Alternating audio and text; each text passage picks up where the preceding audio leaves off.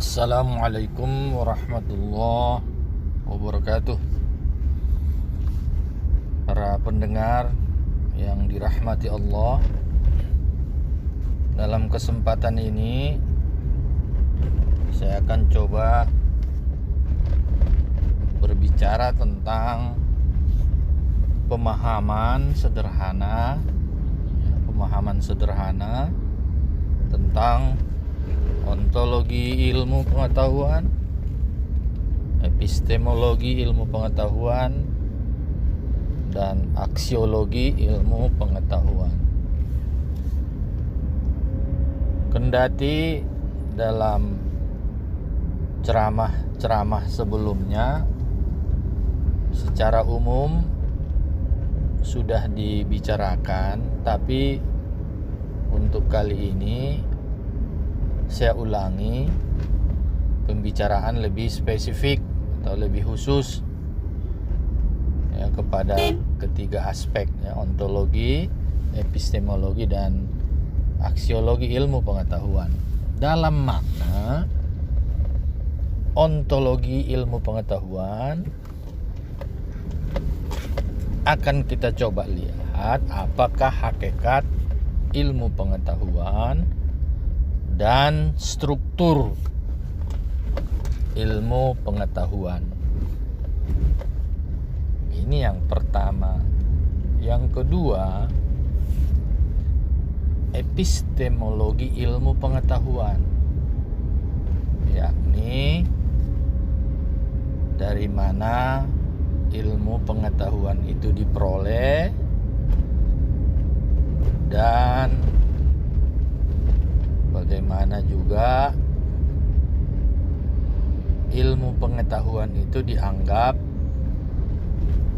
sebagai ilmu pengetahuan atau ukuran-ukuran bahwa sesuatu pengetahuan itu sudah merupakan bahagian dari ilmu pengetahuan. Lalu yang ketiga, kita akan bicara tentang aksiologi ilmu pengetahuan, yakni apa nilai atau manfaat dari ilmu pengetahuan itu. Singkat ceritanya, ontologi ilmu, apa wujud nyata dari ilmu pengetahuan? Epistemologi ilmu pengetahuan, bagaimana cara memperoleh dan ukuran dari kebenaran ilmu pengetahuan, serta aksiologi ilmu pengetahuan, apa manfaat dari ilmu pengetahuan itu di dalam kehidupan. Baik, kita beranjak kepada yang pertama, ontologi ilmu pengetahuan. Tadi saya bilang ada dua hal paling tidak yang harus mendapat penegasan di tingkat ontologi ini, yakni apa wujud nyata dari ilmu pengetahuan. Jadi ilmu pengetahuan itu wujudnya adalah pemahaman. Apakah seluruh pemahaman itu sudah ilmu pengetahuan? Ya tentu sudah dijelaskan pada ceramah sebelumnya. Ya tentu tidak. Karena ilmu pengetahuan atau pemahaman manusia itu amat luas. Oleh karena itu yang luas itu ada yang berkategori ilmu atau pengetahuan ilmiah atau ilmu pengetahuan, ada yang berkategori pengetahuan yang lain yang Mungkin pengetahuan agama, pengetahuan matematik, pengetahuan filosofis, pengetahuan lain-lain sebagainya. Nah, oleh karena itu ada pemahaman secara spesifik, secara khusus tentang hakikat ilmu pengetahuan atau pengetahuan ilmiah. Nah, bila kita membaca dari banyak literatur yang mengulas tentang apa yang kita bahas ini, ternyata bisa kita tarik kesimpulan bahwa pengetahuan ilmiah itu adalah pemahaman terhadap sesuatu yang bisa dijangkau oleh akal pemikiran. Ini yang pertama. Penjelasan tentang pemahaman atau pengetahuan yang kita baca, kita dengar, sepanjang berterima pada akal rasional, artinya dia masuk akal, terterima kebenarannya menurut akal. Nah, ini menjadi kriteria yang pertama. Ini sudah mengarah kepada pengetahuan ilmiah atau pengetahuan ilmu. 1 ditambah 1, bisa nggak kita terima jawabnya 2? Ya, kalau memang secara logika bisa diterima, maka 1 ditambah 1 sama dengan 2 itu sudah menjadi ilmu pengetahuan. Tapi kalau tidak, itu sulit. Ya, itu sulit diterima. Contoh yang sulit diterima dalam cerita dan kisah Nabi Ibrahim. Beliau pernah ditangkap oleh kaum kerabatnya dan masyarakat di tempat tinggalnya sebagai hukuman kepada dia atas tindakannya yang menghantam dengan kapak. Dia rubuhkan banyak tuhan-tuhan nenek moyangnya, banyak tuhan-tuhan kaum kerabatnya pada sebuah tempat. Maka beruntuhanlah, hancur, lebur tuhan-tuhan yang terdiri dari patung-patung itu, kecuali patung yang paling besar. Lalu kampaknya dia sangkutkan di leher patung besar itu. Lalu setelah dia ditangkap, ya kenapa saya yang dihukum? Bukankah terlihat kampak itu sudah di leher Tuhan yang paling besar? Apa bukan dia yang menghancurkan? Ya, orang di situ tidak menerima kalau patung yang paling besar menghancurkan patung-patung yang lebih kecil. Tidak logis. Maka itu kejadiannya tidak dianggap pengetahuan, sebab tidak benar. Nah, karena tidak logis itu tertolak, maka dia tidak ilmu pengetahuan. Juga hukuman yang diterima oleh Ibrahim, bukan Adam. Hukuman yang diterima oleh Ibrahim, dia ditangkap lalu dibakar. Tapi oleh Allah dibuat kebijakan, karena Ibrahim itu adalah orang yang paling dia sayangi, ya, yang disayangi sungguh luar biasa oleh Allah Subhanahu wa taala. Ya, maka Allah memerintahkan kepada api supaya api itu menjadi es. Ya nar kuni bardan wa salaman ala Ibrahim. Wahai api, jadilah engkau es. Sehingga Ibrahim selamat. Nah, ini juga ketika dipublish, ya dia tidak dianggap sebagai pengetahuan ilmiah karena sulit masuk akal. Nah, dia menjadi pengetahuan yang bersifat diimani, jadi agama dia. Nah itu.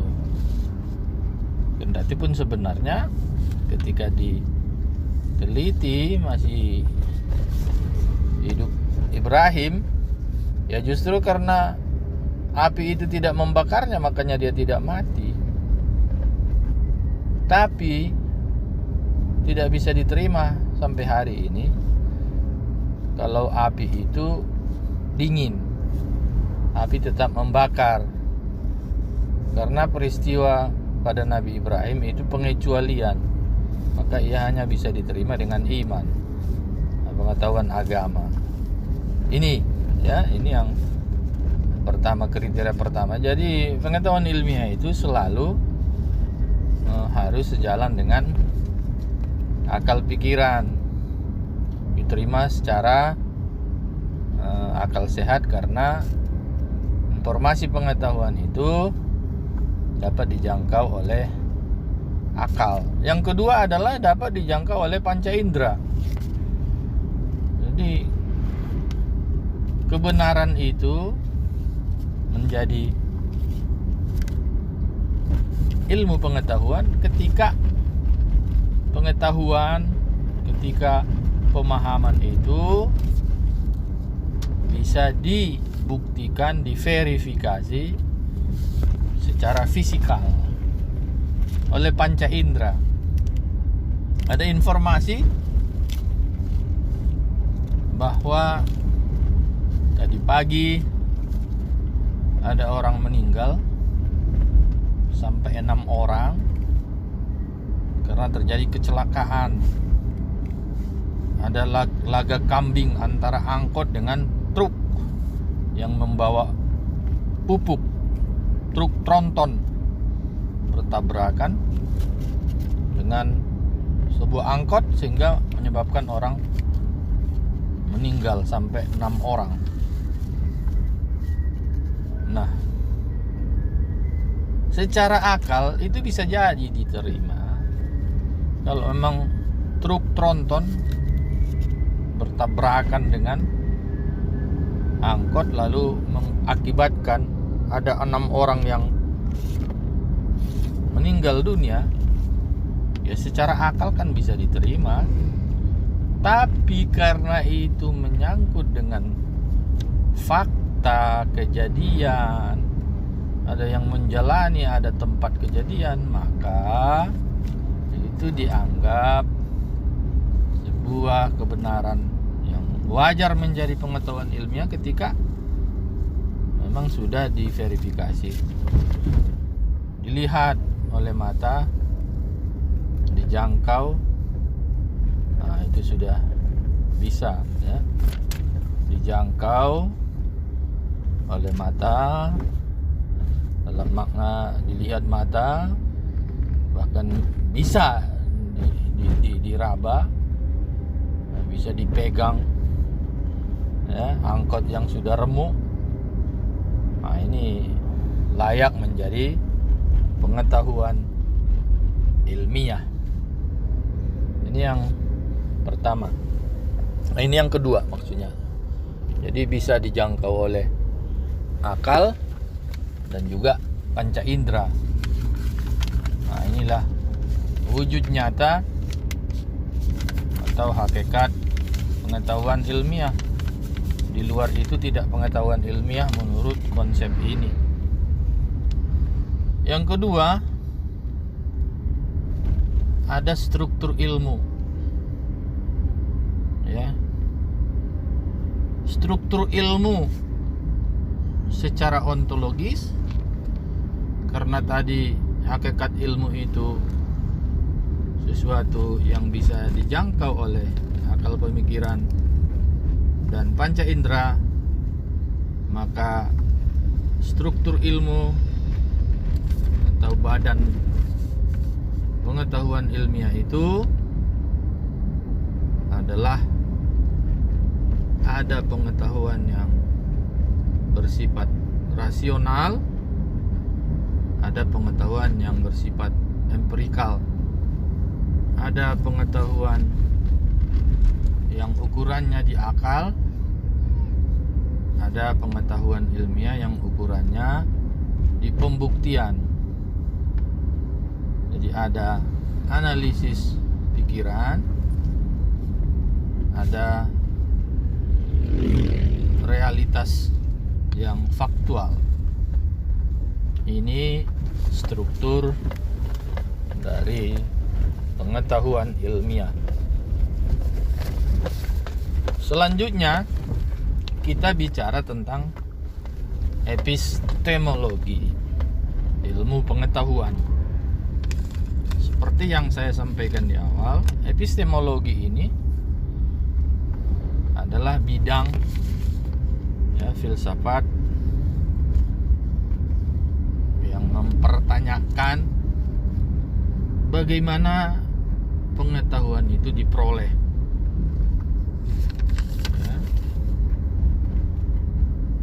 Bagaimana pengetahuan itu diperoleh. Nah, kalau sudah bagaimana pengetahuan itu diperoleh, kita bicara jalan berpengetahuan. Nah, juga ini sudah pernah saya gambarkan. Jalan berpengetahuan itu, kalau dia pengetahuan ilmiah, itu diperoleh melalui penelitian. Ya, sampai sekarang masih itu ya rumusannya, diperoleh melalui penelitian. Dalam penelitian itu nanti akan ada digunakan metode penelitian. Penelitian tanpa metode itu hasilnya tidak baik. Ya. Ada kita memiliki barang,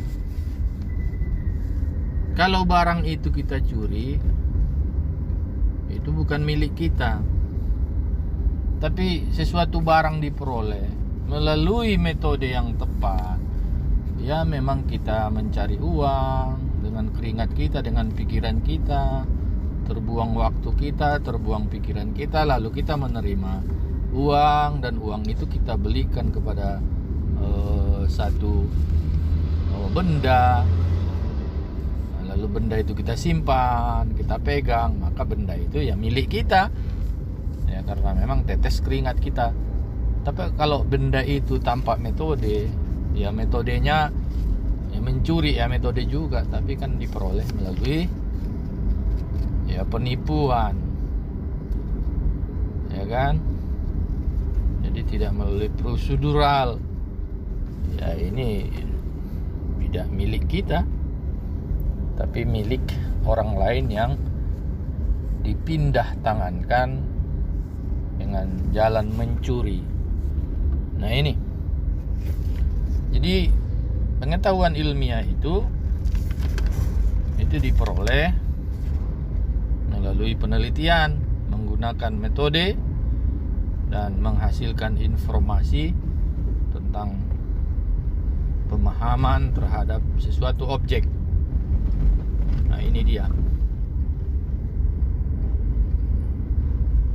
Lalu kalau begitu prosedurnya, maka sesungguhnya pengetahuan ilmiah itu adalah bersifat rasional dan empirikal, seperti yang dijelaskan tadi.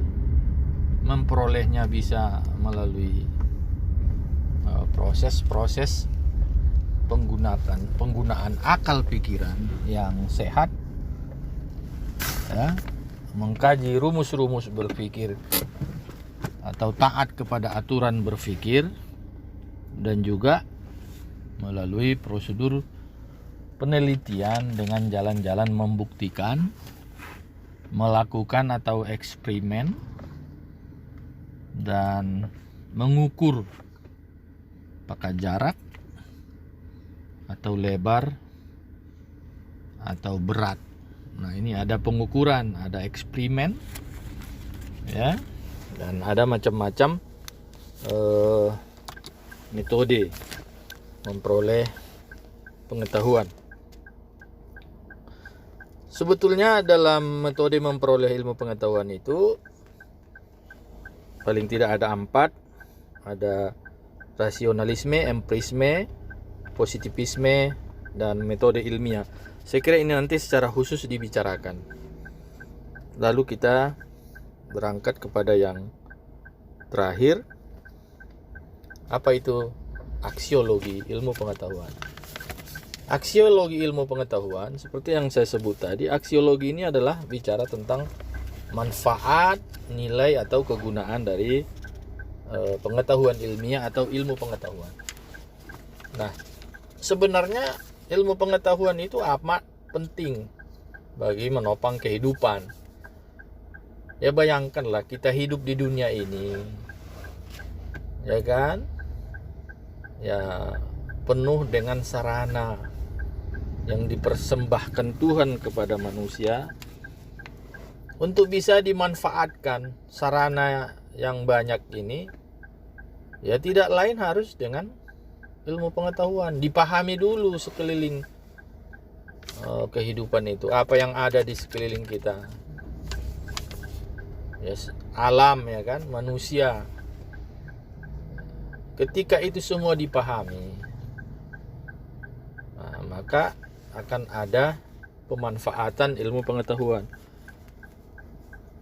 Makanya sesungguhnya orang barat itu sangat yakin bahwa ilmu pengetahuan dan teknologi lah ya kunci dari kehidupan. Dengan menguasai ilmu pengetahuan dan teknologi, kehidupan itu akan lebih ringan. Jadi seluruh ilmu pengetahuan yang manfaatnya adalah untuk kehidupan, khususnya kehidupan duniawi, kehidupan praktis dan pragmatis.